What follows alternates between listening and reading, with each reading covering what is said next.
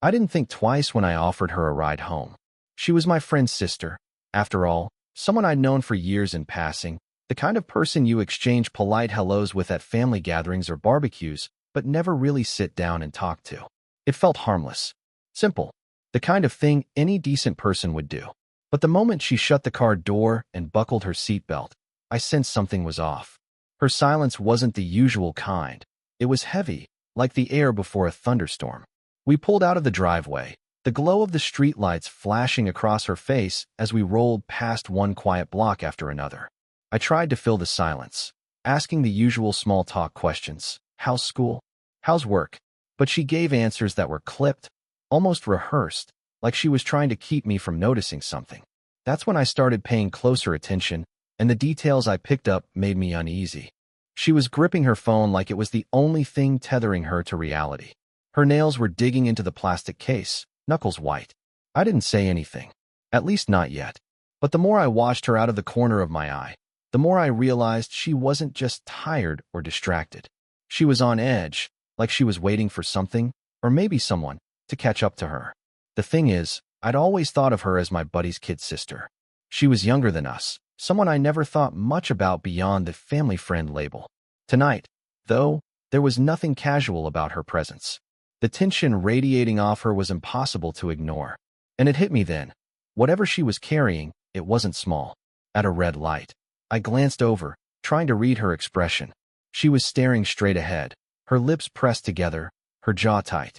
It looked like she was silently rehearsing something in her head, a confession or a warning she wasn't sure she should say out loud.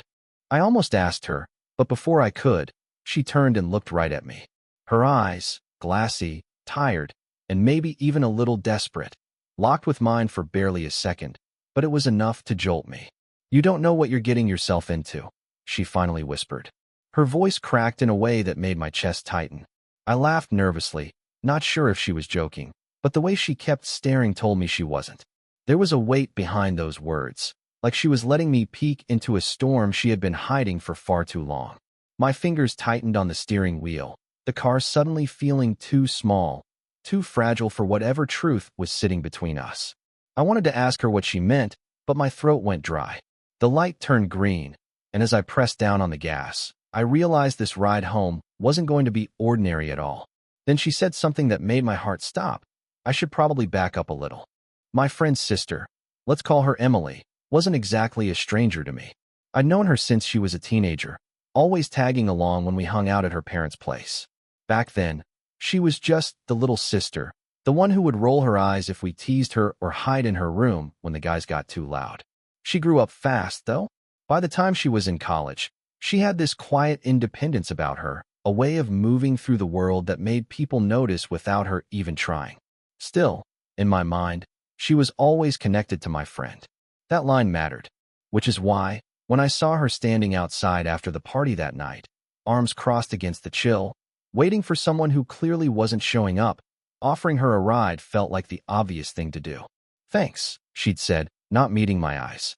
It wasn't gratitude so much as relief, the kind you let slip when you've been holding tension for hours. I thought nothing of it at first. Just another favor between people who've known each other forever. But once we got on the road, I realized there was more beneath the surface. I couldn't shake the way she kept checking her phone. Not scrolling, not texting, just staring at the screen like she was waiting for it to light up. And when it finally did, she flinched so hard I thought she'd drop it. She didn't answer the call, just silenced it, shoved the phone into her pocket, and muttered something under her breath that I couldn't catch.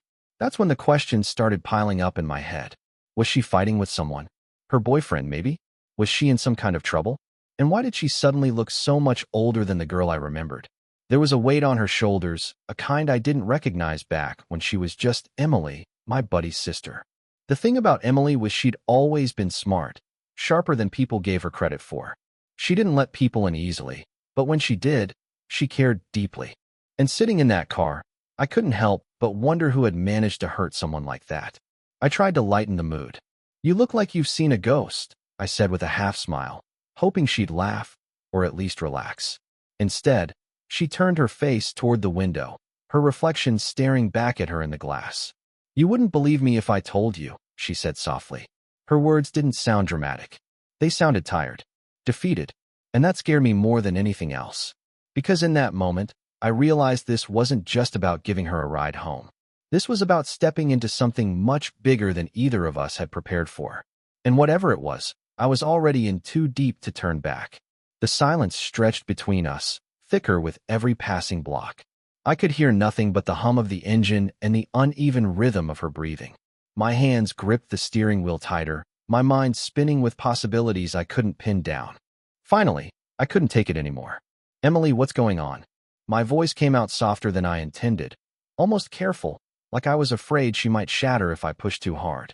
She didn't answer right away. Instead, she pressed her palms against her knees, grounding herself, before whispering, "I shouldn't even be here with you." That hit me in a way I didn't expect. "What do you mean? I'm just giving you a ride home." She let out a shaky laugh, but there was no humor in it. "You think it's that simple?" Her words landed like stones in my chest. I wanted to argue, to tell her she was overthinking, but the look in her eyes kept me quiet. She wasn't being dramatic, she was afraid. And fear has a way of telling the truth, even when words don't. We passed under another streetlight, the glow briefly illuminating her face. Her lips trembled, and she bit down hard to stop it. She looked like someone who'd been carrying a secret for too long, someone who wanted to scream but didn't dare.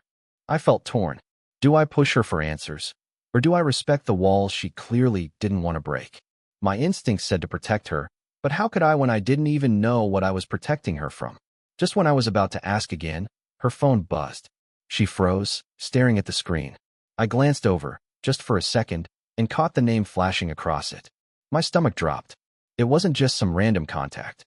It was a name I recognized, someone I never imagined would be tied up in this. Her hand shook as she declined the call. She turned toward me, her voice barely more than a whisper. "If you knew what he's done, you'd never forgive me for keeping quiet." The light ahead turned red, forcing me to stop. I looked at her, my pulse racing, waiting for her to explain. That's when she leaned closer, her next words so low I almost didn't hear them. Her voice trembled as she leaned in. "You don't understand. If he finds out I'm here with you, it won't just be me in danger." I froze, my mind scrambling. He. The name I'd seen flash on her phone replayed in my head, louder with each heartbeat. It didn't make sense. Of all people, why him? I opened my mouth, but the words tangled. "Emily, what did he do?" She shook her head, her eyes glistening as she looked straight ahead. "You don't want to know." But I did want to know. No, I needed to know. Because right then, every instinct in me was screaming that I had been pulled into something way bigger than a late-night drive. I pressed the gas when the light turned green, but my hands were slick against the steering wheel. The air inside the car felt heavier, like each breath cost twice as much. She fiddled with her sleeves, tugging them down to her wrists, and I noticed the faint outline of bruises she hadn't bothered to hide well enough. My stomach tightened. "Emily," I said quietly, almost pleading, "you can't just drop hints like this. You're scaring me." Her laugh was bitter, short. "Good. Because I've been scared for months." The words slammed into me. All the small signs, the silence, the flinching at her phone, the haunted look in her eyes, they all connected into something darker than I had imagined. I wanted to pull over, demand the truth, force her to let me in. But at the same time, I could feel her fear pressing down on both of us, warning me that knowing everything might not be the safest option. We turned down a quieter street, and suddenly, headlights appeared in the rearview mirror. A car pulled onto the same road, keeping just enough distance to look casual, but not casual enough. Emily stiffened the second she saw it. "Don't slow down," she whispered. Her hand gripped the dashboard, her nails scratching against the plastic. "Is that?" I started. "Just drive," she cut me off sharply. Her voice cracked, but her eyes were fierce.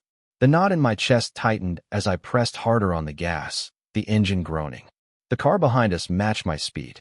Not too close, not too far, just enough to let us know we weren't alone. Every nerve in my body was lit up. I wanted answers. I wanted to know why she was terrified, why she looked at that name on her phone like it was a death sentence. But before I could speak, she turned to me, her face pale, her lips trembling. "If I tell you, there's no going back." The words hung between us like a razor's edge. And in that moment, with headlights burning in the mirror and her secret on the tip of her tongue, I realized whatever came next would change everything. Her words were still echoing in my head when her phone buzzed again. She grabbed it before I could glance at the screen, but not fast enough. This time, I saw the message. It wasn't from him. It was from my friend, her brother. Don't let him take her anywhere. He's not who you think he is. My grip on the wheel faltered. My friend? Warning her? About me? I looked at Emily, but she was already watching me, tears brimming in her eyes. He doesn't know the truth, she whispered. None of you do. My pulse spiked. Emily, what's going on? Why would your brother send that? She didn't answer. Instead, she pulled something from her bag, folded papers, creased and worn. She shoved them onto my lap with shaking hands. This is why, she said, her voice breaking. I risked a glance at the pages. Bank transfers, names, dates, and one name I never expected to see, my own. The headlights behind us suddenly drew closer, high beams flooding the car. Emily clutched my arm, her nails digging into my skin. They think you're in on it, she whispered. And if you don't believe me, we're both dead. The high beams swallowed the car, blinding me for a second. My heart pounded in my throat as I swerved onto a side street, tires screeching against the asphalt. Emily clung to the dashboard, her breath sharp and shallow. Talk to me, Emily, I shouted, adrenaline burning through my veins. What is this? Why is my name on those papers? Her voice cracked as she yelled back. Because they've been using you without you even knowing. I gritted my teeth, the words barely making sense through the chaos in my head. The headlights reappeared behind us, closer this time. Whoever was driving wasn't letting go. Emily's hands shook as she grabbed the papers again, thrusting them toward me. Your account, your signature, it's all forged. They funneled money through your name so, if it ever blew up, you'd take the fall. The realization hit me like a punch to the gut. My friend, his sister, the late-night calls, the evasive answers. He knew. The pursuing car accelerated, inches from our bumper. Emily turned to me, eyes wild. If we don't stop them tonight, they'll bury both of us, and your best friend is already in deeper than you think. The world spun. My best friend involved? I slammed the brakes. The car behind us swerved violently, fishtailing before skidding into a ditch. My chest heaved as silence swallowed the night, broken only by the tick of my cooling engine. Emily's hands shook as she pressed her forehead against the dashboard. It's over, she whispered. But it wasn't. Because in the eerie stillness, my phone buzzed. A new message lit up the screen.